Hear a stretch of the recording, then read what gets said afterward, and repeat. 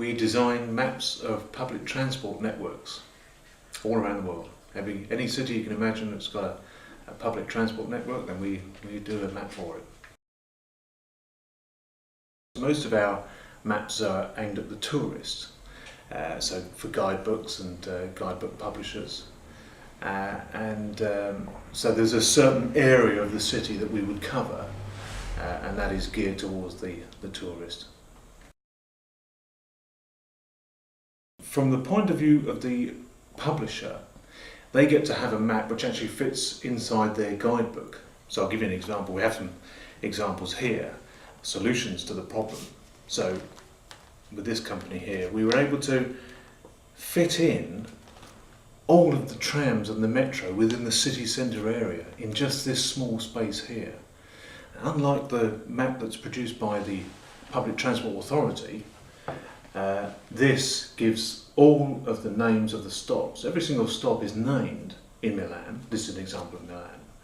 But the Public Transport Authority's map doesn't have that. It's just a great big sheet with a mass of lines. Each of these blue lines here, these sort of dotted lines, they're the trams, and it extends right over the city. The city centre's here.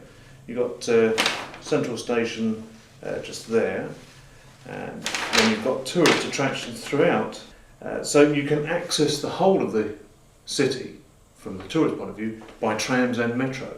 So imagine trying to reduce this in proportion so that it fits the average guidebook page. It's absolutely impossible. There's no way that can be done. So a solution again for one of our customers, just recently actually. There we are. This is over a double page spread, and that works just fine. That's a beautiful map in actually a beautiful city.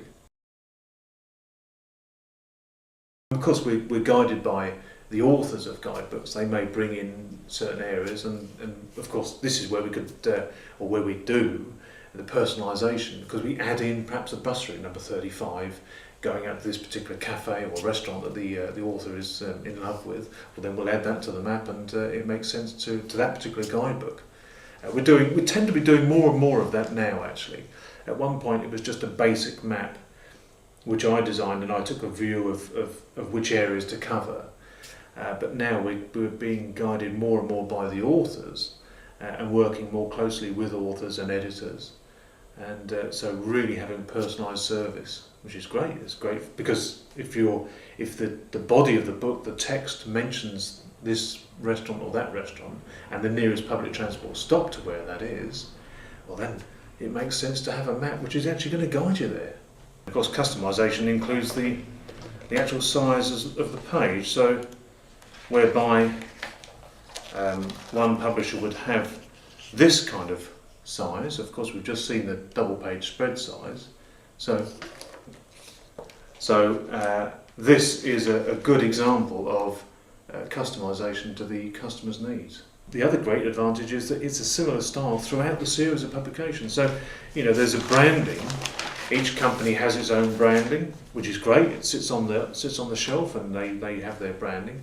And then within the guide itself, they would have our Style 45. It's a unique Style 45 branding to go with that. So it's all in harmony. It's all working together. From the editor's point of view, they only have to deal with one company. They don't have to speak different languages, go through to different companies and negotiate individual deals. They can just come to us.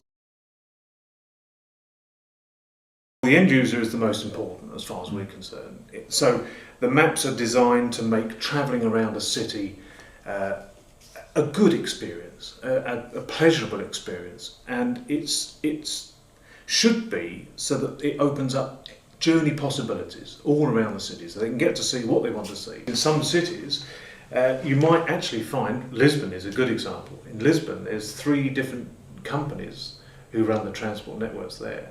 So in fact, you'd have to go to 3 different companies' offices to get their maps to plan an integrated journey. And the amazing thing is that there's only one ticket needed to cover all of the company's journeys. So you get a one-day ticket, travel on all the networks, but you need to have individual maps to plan the journeys.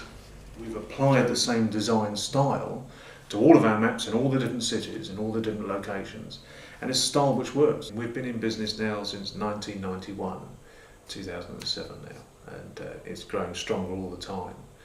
So there's been millions and millions of copies out there, and we just haven't had any complaints.